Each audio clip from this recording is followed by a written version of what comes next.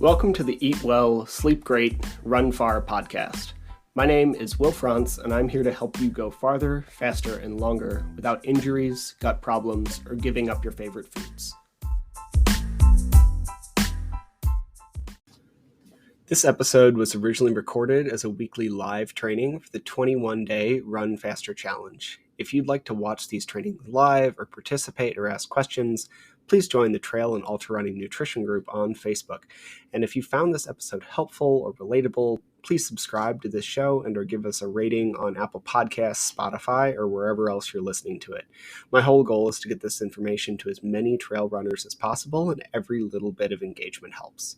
All right, let's get to the episode. This week, we're going to be talking about how strength training can absolutely make you faster. If we're looking to get faster, then getting stronger is one of the best things you can do to make that happen. All right, so if we're really looking to increase our speed, let's try to get stronger. It also has a bunch of other benefits. It can help reduce your risk for injury. Granted, like if you have no time and can't even get above like 20 miles a week and you're trying to train for an ultra, then maybe all you have time for is running, and that's okay. And we also see this on the other end. So in the first edition of his book, Jason Koop wasn't a huge fan of strength training, and he's changed that position a little bit. But, and I granted, I've listened to his podcast. I know it's a more intricate position. That said, if you're dealing with some of the biggest races and highest level athletes in the world, and they're a 50, 60, 70 mile week is a deload week, and you're spending 2+ hours a day running up and down mountain trails, then maybe strength training just isn't at the top of your priority list, right? That said, it also might be even more important for some people doing that high level volume. Running is not exactly a balanced sport. It is primarily done in what we call the sagittal plane, meaning you're moving forward, and there's not a lot of side to side. Trails switch this up a little bit. You get a little variation because of all the uneven surfaces and twists and turns and switchbacks and all that stuff, but it is still primarily this forward dominated movement. So strength can really help to balance you out if that's a thing that you struggle with as well. Now, it is not at the top of your list, as I said, to get faster. There are much more important things, like training your cardiovascular system or being good at the skill of running. Nothing is going to make you faster than those two things. But strength can help a lot, and you don't need a lot of it in order to get faster and see some likelihood of injury prevention. So the last time I did a thing on strength training, I said something to the effect of, you need to lift heavy to create change. And in the interim of the past 6 months, I've kind of changed my position a little bit. This is not completely true, but I'll get more into that in a second. I would first like to look at the traditional frame of strength training a bit. Different weights and different rep ranges seem to do something slightly different. And before I get too into the weeds, I'd say all training is on a spectrum, just like running and other stuff. Even if you know your exact aerobic heart rate on a day that keeps you in the zone of whatever percent fat oxidation, let's say it's 48. It's not like training at a heart rate of 147 gets you a purely aerobic benefits, and training at 149 is completely anaerobic. It's not even remotely true. Physiological changes happen at certain heart rates, and there are things like lactate thresholds and critical speed and all sorts of stuff, but it's still a spectrum. And similarly, strength training is also a spectrum. If you lift really heavy weight, a weight you can only lift 2 to 5 times, it has a huge effect on your central nervous system, to such a degree that a heavy back squat is one of the quickest ways to boost your testosterone. It even affects your hormones. So you might see people refer to this type of training as high weight, low rep, doubles and triples, fives, something you can only do 5 reps of. Pure strength training, in quotes, you likely won't get a lot of collective volume. We'll talk about volume in a second, but it can create big connections and adaptations to your central nervous system. And if you're looking for an appearance perspective, it just makes you look like solid. You'll often hear a description of like granite. Not necessarily big, just solid. Think Bruce Lee. Very strong, not very big, like he was carved out of stone.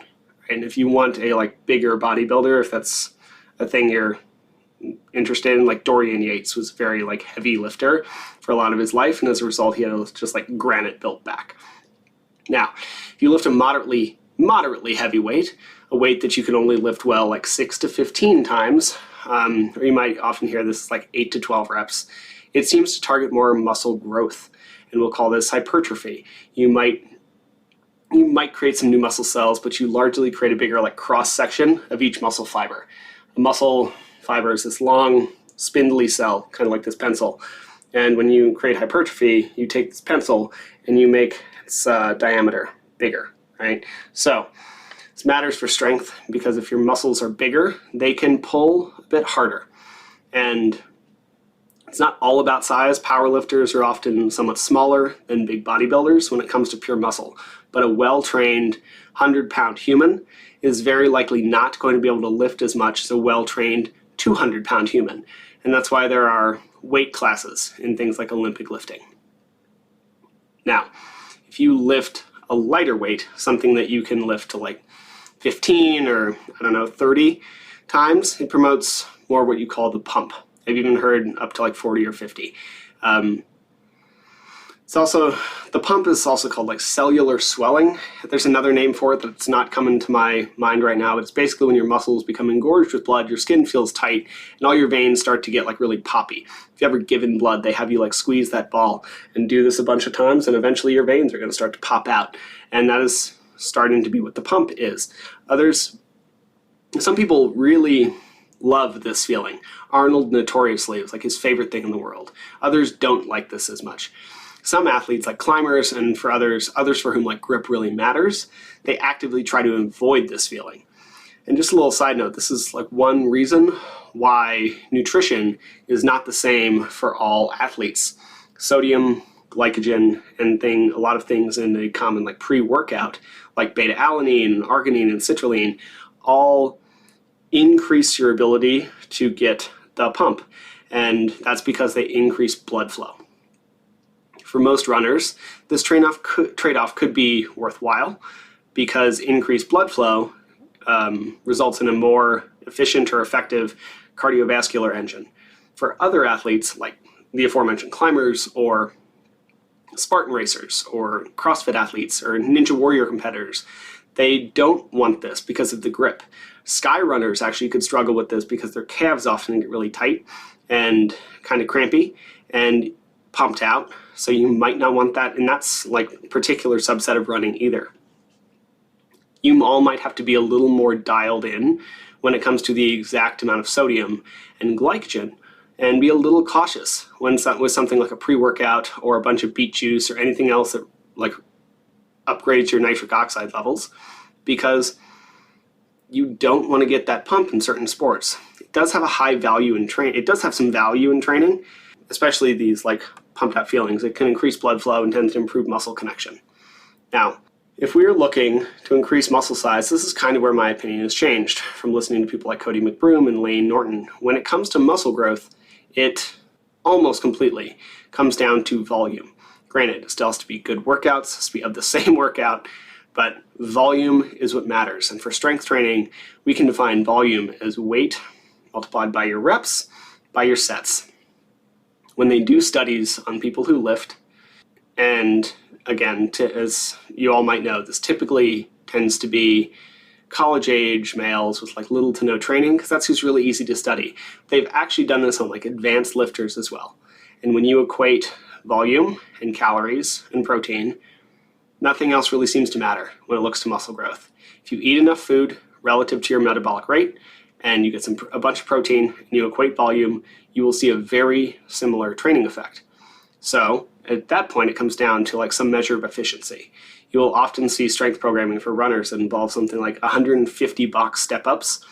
And while that might very well create a bunch of strength and muscle growth, it's not necessarily that efficient. Think of it this way. If you want to gain some muscle in your bicep, you could lift a 1-pound dumbbell 100 times, or you could lift a 20-pound dumbbell 5 times.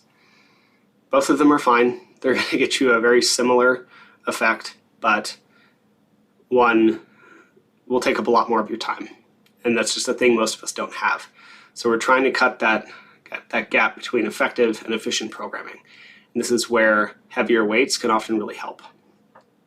Now, when it comes to muscle size or your ability to adapt to training, just like everything else, there's a huge genetic component here. You can't teach your VO2 max. You also can't necessarily teach the ability to put on muscle. Some people just do it easier than others. The endo-ecto-mesomorph thing isn't exactly right. It's all this collective spectrum, but if you compare me to my college roommate, I could easily put on 10 pounds in the next couple of weeks, whereas Patrick, still really good friends with him, by the way, he's the one who convinced me to do a Tough Mudder forever ago, and he was 110 pounds soaking wet for the entire time we lived together, and to gain muscle, he probably would have had to have consumed 3,500, 4,000 calories per day and strength trained 4 hours per week. He just had a really effective metabolism. Doable, but it certainly wasn't going to happen by accident. He would have had to put in a lot of work to do that. Now, another thing that's missing if you're only going for volume is you're not going to get as much of that central nervous system adaptation, which can be really helpful, right? One of the big benefits of training heavy is it tends to really tweak that central nervous system. Whereas if we're not giving those heavy low reps, at least occasionally throughout your year, you're not going to get that change. That is the thing that you should probably be doing in your off season or far away from your race. You do not want to pair this singles, doubles, triples, sub 5 lifting, unless you're really experienced with lifting. It's not a thing you want to pair with VO2 max training or near race day because of that central nervous system thing. One of the things that makes it so valuable is also one of the reasons you don't want to do it mid-season, because you're already putting so much stress on yourself. We also need to realize that all of this is relative to what you're doing now, and it might actually be okay to lose some strength, just like it might be okay to gain a little body fat in your training. I'm not going to get super into this. I've done this a bunch of times, but if you lose a little bit of strength in your upper body and lose a little bit of muscle mass, you might actually run faster. And if having a little bit more body fat increases your hormone levels, then that might help. Granted, I don't know where everybody on this call is, but there's just a thing to keep in mind that the thing we're really looking for is strength to power in regards to running. If you have multiple goals, then we need to look at it a little differently. I'm not going to get super into the weeds when it comes to programming here. I did that on, 6 months ago. And if you look at the podcast, it's episode 6. And I dove deep into strength training and programming and how to view it and how to periodize your year. And I also wrote a whole free guide about it. But I do want to retouch. So if we're going to talk about strength training, I want to retouch a couple important parts just so we don't get hurt and can do it correctly. So what matters when lifting? Form, technique, muscle connection. We can talk about 1,000 other things, but those are the big 3. There is no one right form for everybody. Even if you look at competition deadlifters, their back will have slightly different degrees of roundedness. I actually can't look at someone and tell you if you're finding the right muscles. For example, in your deadlift, you should find your hamstrings, you should find your glutes, maybe find some of your quads.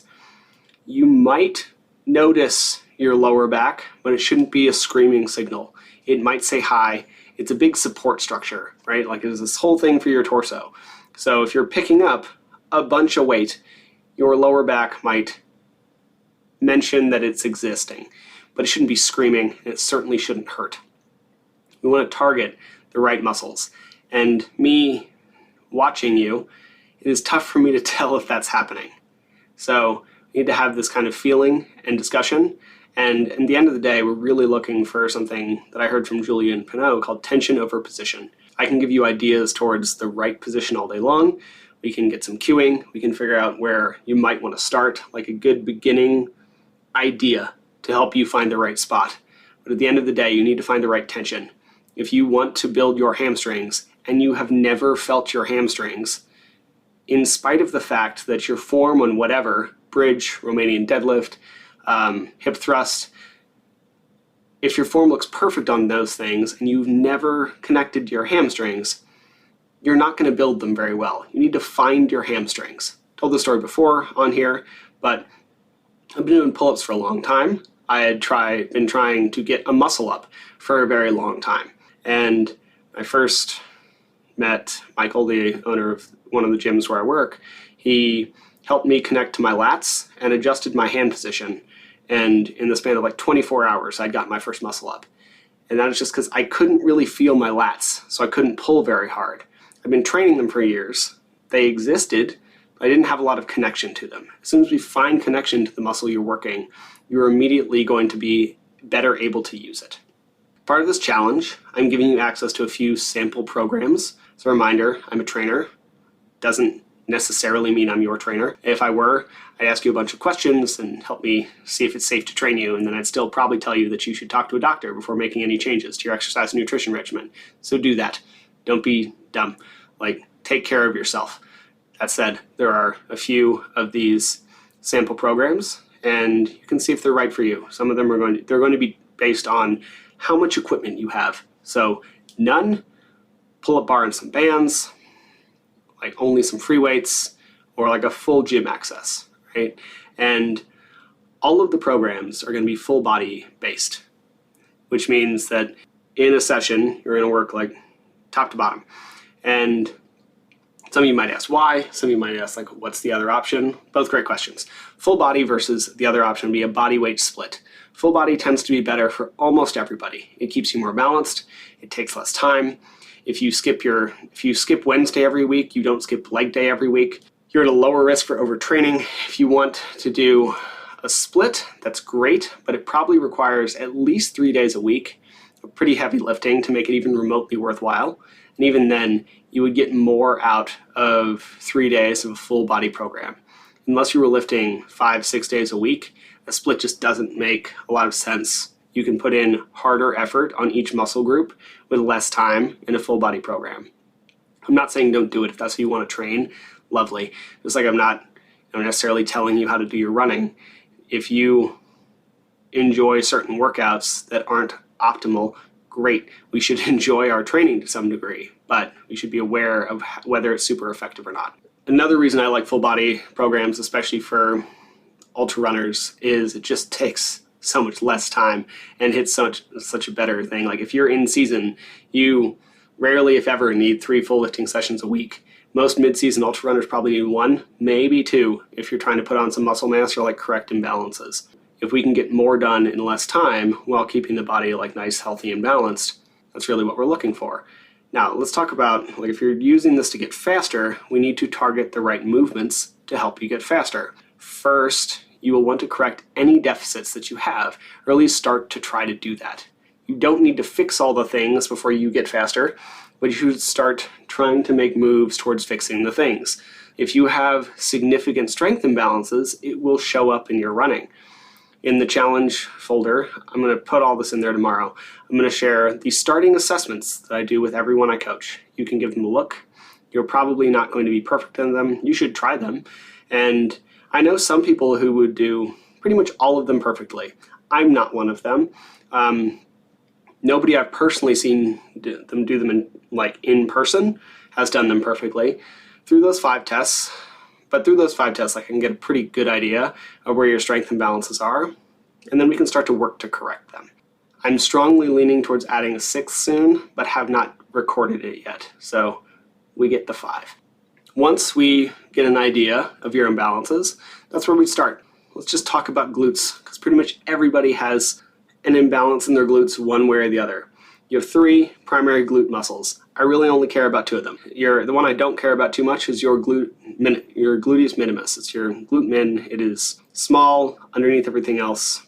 Not a huge factor here as long as it exists. Then there's your gluteus maximus, your glute max. It is the big meaty muscle in your butt that comes down the center of your butt. It plays a huge role in driving you forward. So when you run forward, you should be pushing, as the Learn to Run guy says, push with your tush. You should drive forward with your glute max. It is important. And if you can't do a squat that gets below parallel or even down to parallel, your glute max is probably weak. Cool, that's good to know. It's going to limit your forward speed because you don't have enough power to drive you forward super well. It's also going to really limit your uphill speed because your glute max is your primary uphill driver. So if we have a weak glute max, then we're going to be slower. Now, a weak glute max can also be related to like a really tight hip, because if you cannot get a backwards hip extension, you're going to limit the activation of your glute max. It becomes the strongest thing in the world. If you can't actually push backwards enough to use it, then it's not going to get there. This is why, like the Froggers I do, the Froggers you'll see in like every warm-up is to help your hips open up a little bit. Done correctly, they can improve hip mobility, both the flexibility and strength over that range of motion. Poor ankle flexion is also a big thing that can limit your glute activation. Because if your knee can only get about 1 inch past your toes, you're also not really going to be able to drive with your glutes. You're going to be forced to drive with your calf, which is much smaller than your glute.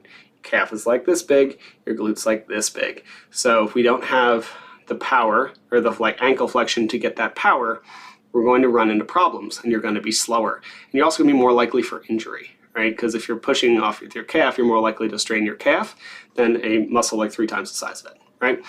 Now, if we're looking on the other end, if you're glute med, a big signal of this is knee valgus, which is like your knees caving inward on your squat. So when you squat, if your knees don't go straight, but they like love to knock knee inwards, then you end up probably having some glute med issues. It could also be weak adductors. It could be tight abductors. Weak abductors, tight adductors, opposite of that. I don't really care. Sumo squats help all of those. So that is why I include them for a lot of people. It's over 80% of people I see have some level of knee valgus, at least on the single leg, if not their regular squat. So something's probably messed up. So we're going to fix it. Now, again, these programs are like very generalized. If we looked at your assessments and everything's fine, like we might find something a little more specific that would help you. But we're trying to get a basic idea that will help most people. And your glute is this huge, powerful driver in your running. And your glute med keeps things like your knee safe. Because if your knee is collapsing in when you're running downhill, that's how you're going to hurt your knee tendons. So we want to make sure that your glutes can actually do their job. And also talk about quads being a big driver, right? Like your quad, especially that, like this front muscle of your BML, like right next to your knee. It is very responsible for keeping your ACL where it's supposed to be. If you tend to have ACL pain, so that pain like right below your kneecap, your VMO might very well be weak, or something else could be going on too, but that's a very high possibility. And if we can figure out where your strength imbalances are, then we can build them very relevant to running. We'll get more into this in a second. Now, you don't really need like special gear. It helps, don't get me wrong, but if you get strong enough, you'll probably benefit from something. I did like body weight work for, a decade, and was absolutely fine. But when I wanted to get even stronger than that, I had to start lifting heavier things. If you're willing and able to spend a collective like $75 on a pull-up bar and either a suspension trainer or a pair of rings, you really won't need much else for a very, very long time. The most famous suspension trainer is a TRX. You don't need to spend the money on a TRX. You don't need to pay double unless you want to. A decent suspension trainer can cost anywhere from like 40 or 50 bucks. A good one will cost 75. It'll make a lot of the work much easier. And you can get some sort of pull-up bar to attach it to. A lot of them even have door anchors, right? And you can just do a lot with that. You don't need to get a full gym setup. Depending on your goals, you might need more options. No bodybuilder is going to build that musculature with a suspension trainer, although it can be super useful even for them for therapy reasons. But for most of us with like running-oriented performance strength goals, it's sufficient. There's a lot more ways speed can be helped by strength. As I was saying, quads like help your uphill and your downhill, as does stability. So like you're going to see a bunch of Bulgarian split squats in my programming, or like regular split squats or pistol squats or heel elevated squats or hack squats, like something to build your quads and your ideally your stability. That's why I led with the single leg or like split versions. We also see issues with calves. A lot of runners have very strong gastrocs. So when you flex your calf, you'll see these like two muscles at the bottom. Those are your gastrocs.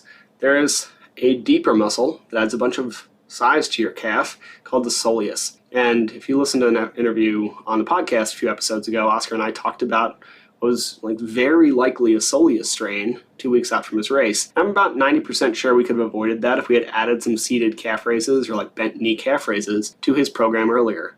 He also self-admittedly overexerted in the heat, and like we had some nutrition issues, but I should have just added more calf work. So I do that now for most runners because soleus is not trained very often. We can also look at core. A lot of runners have some weak lower backs, which is why you often get lower back pain. You also have weak lower abdomens, which is why you get lower back pain.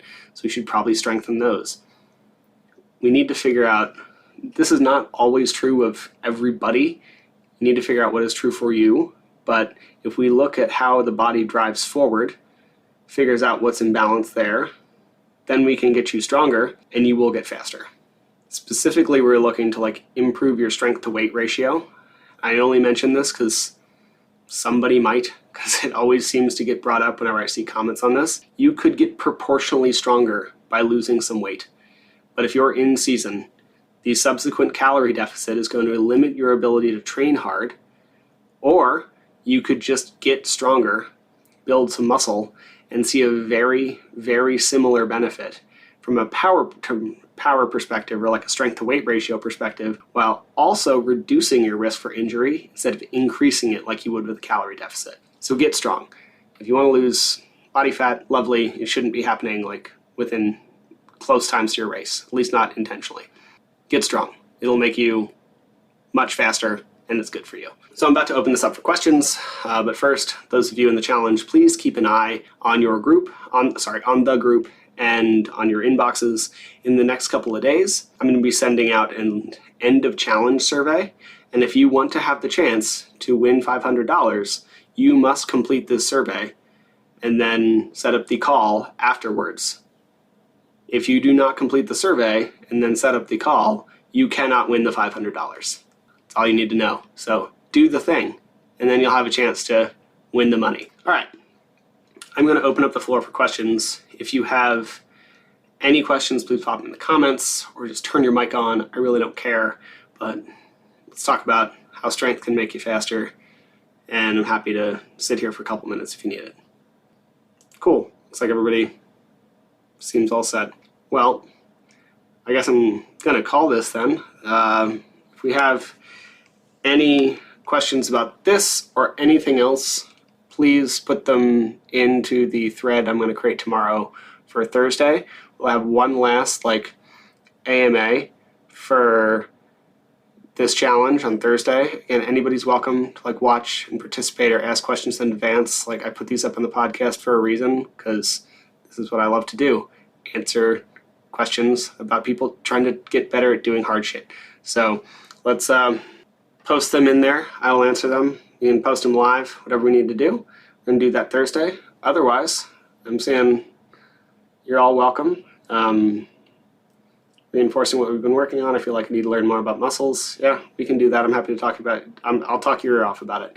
But yeah, no worries. And thank you all very much for being here. I will be doing, again, one more of these 8 p.m. Mountain Time on Thursday. And then we will revert to some things next week with scheduling that might hopefully work better for everybody. Have a good rest of your night, and I'll talk to you later. Thank you for listening to the show. To be clear, I'm not a doctor nor a registered dietitian, and nothing you heard was medical advice. You should always speak with a qualified medical professional before making any changes to your training regimen. If you enjoy the podcast or found it useful, please take a couple seconds to give it a rating or share it with a friend. Every little bit helps. And if you want more of this information, please head to the Trail and Ultra Running Nutrition group on Facebook. You'll be in good company with other like-minded people who like to do hard stuff outside.